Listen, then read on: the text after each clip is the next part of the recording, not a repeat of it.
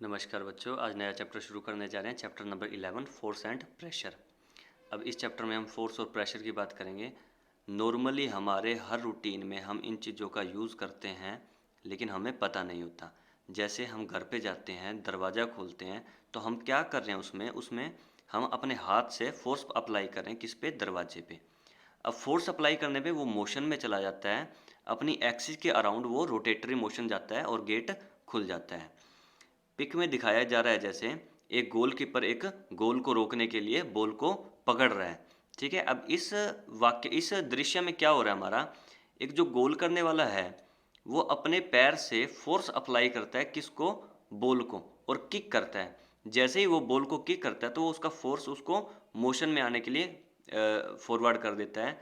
जैसे ही बॉल आगे forward motion में चली जाती है तो उसमें काइनेटिक एनर्जी होती है। ठीक है, और जैसे ही गोलकीपर उसको पकड़ लेता है वो सारी की सारी एनर्जी उसकी अब्जॉर्व कर लेता है। ठीक है, एज अ शॉक लगता है जो उसके हाथों में, या फिर जो दबाव लगता है, और उसको पकड़ के वो उसको गोल को रोक देता है। अब जैसे सेकंड फोटो में दिया हुआ है, एक बॉल है, जैसे हॉकी का एक गेम है। अब हॉकी के गेम में हम क्या करते हैं, बॉल का मूवमेंट करते हैं इधर उधर करके, और गोल करना होता है।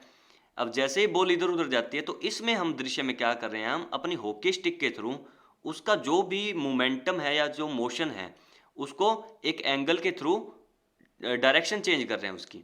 ठीक है, तो ये क्या कर रहे हैं, इसमें भी हम एक फोर्स लगा रहे हैं, उसके मोशन को चेंज कर रहे हैं।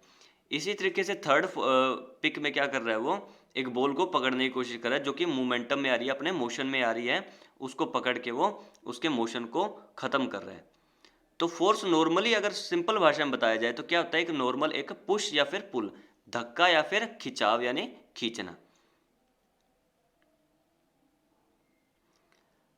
Force are due to an interaction. अब फोर्स क्या है, एक बिना इंटरेक्शन के हम फोर्स नहीं लगा सकते हैं किसी भी चीज़ पे।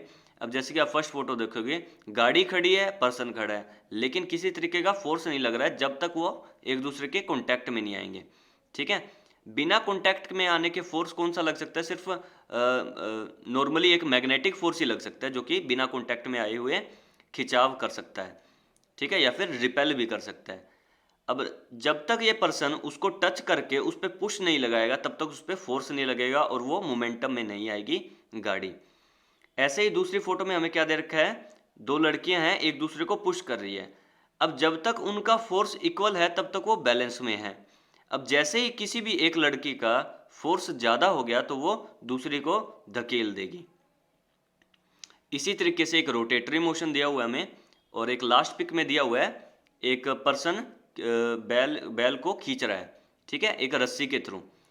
अब जब तक इनका फोर्स या फिर इनका फोर्स बैलेंस है, यानी जितना खिंचाव वो कर रहा है उतना ही खिंचाव बैल कर रहा है, तो ये स्टेबल रहेंगे, कोई मूव नहीं कर पाएगा। लेकिन अगर पर्सन ने ज़्यादा फोर्स लगाया यानी ज़्यादा खींचा उसको, तो बैल आगे आ जाएगा, मोशन में आ जाएगा, या फिर बैल ने ज़्यादा खिंचाव कर दिया तो पर्सन आगे आके गिर जाएगा। तो ये पुश या फिर पुल क्या है, हमारा एक फोर्स है। इसी तरीके से नेक्स्ट पिक्स में दिया गया हमें, एक गेम खेल रहे हैं बच्चे, कुछ तीन लेफ्ट साइड को हैं, तीन राइट साइड को हैं। तो क्या कर रहे हैं, पुश कर रहे हैं, सॉरी पुल कर रहे हैं यानी खींच रहे हैं। ठीक है, किसको? रस्सी को। अब रस्सी का जो सेंटर पॉइंट है वो जहाँ पे ज़्यादा झुक गया वो गेम का विनर होता है। ठीक है, तो सभी हर एक पर्सन ज़्यादा से ज़्यादा फोर्स लगाने की कोशिश कर रहा है। अब इस पिक में हमें क्या देखने को ज़्यादा मिलता है कि जो तीन पर्सन लगा रहे हैं, यानी सभी अपना अपना अलग फोर्स लगा रहे हैं, सभी अपनी पोटेंशियल से खींच रहे हैं। अब इन तीनों का एक डायरेक्शन में लगा रहे हैं तो इनका क्या होगा, फोर्स कलेक्ट हो जाएगा और ऐड हो जाएगा। Forces applied on an object in the same direction add to one another. ठीक है, और जब हम अपोजिट साइड में फोर्स को लगाते हैं तो वो क्या होता है, कट जाता है या फिर माइनस हो जाता है। जैसे लेफ्ट साइड वाले पर्सन, तीन पर्सन लेफ्ट में फोर्स लगा रहे हैं और राइट साइड वाले राइट में लगा रहे हैं, तो इनका अगर बैलेंस में है, इक्वल है, तो क्या होगा, बैलेंस में रहेगा और गेम का कोई विनर नहीं होगा। In the two forces acted in the opposite direction on an object, the net force acting on it is the difference between the two forces. यानी जो उनका डिफरेंस होगा और जो ज़्यादा फोर्स होगा उसी डायरेक्शन में क्या होगा, मोमेंटम होगा या फिर मूवमेंट होगा हमारा। ठीक है, the strength of force is usually expressed by its magnitude. अब जो स्ट्रेंथ है फोर्स की वो किससे कैलकुलेट करते हैं हम? उसके मैग्नीट्यूड से, डायरेक्शन को इग्नोर करके।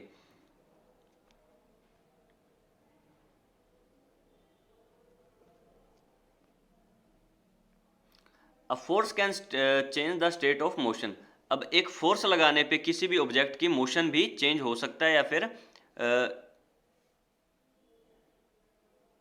अब जैसे एक बॉल को फेंका जा रहा है, ठीक है, उस पर फोर्स लगा दिया गया है, या फिर एक बॉल पड़ी है, आपने बैट से उसको फोर्स लगाया, तो जैसे ही बैट बॉल को टच होगा एक फोर्स के साथ, तो बॉल क्या होगी? मोमेंटम में आ जाएगी। या फिर एक जो मोमेंटम में बॉल आ रही है, अगर आप उसको हाथ आगे अपना लगा दोगे तो क्या होगा? उससे जो फोर्स लगेगा बॉल पे वो उसके मोशन को खत्म कर देगी। क्यों? क्योंकि उससे ऑपोजिट डायरेक्शन में वो फोर्स लग रहा है।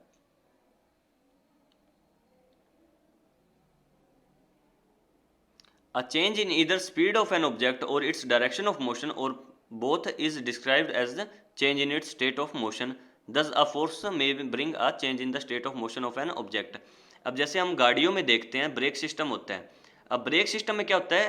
अपना व्हील घूम रहा होता है, ठीक है, लेकिन जब हम ब्रेक लगाते हैं तो उससे अपोजिट हमारे क्या लगता है? एक फ्रिक्शन लगता है, ठीक है। जो ड्रम ब्रेक होती है वो उस पर अप्लाई करती है और उसके मोशन को धीरे धीरे कम करने लगती है।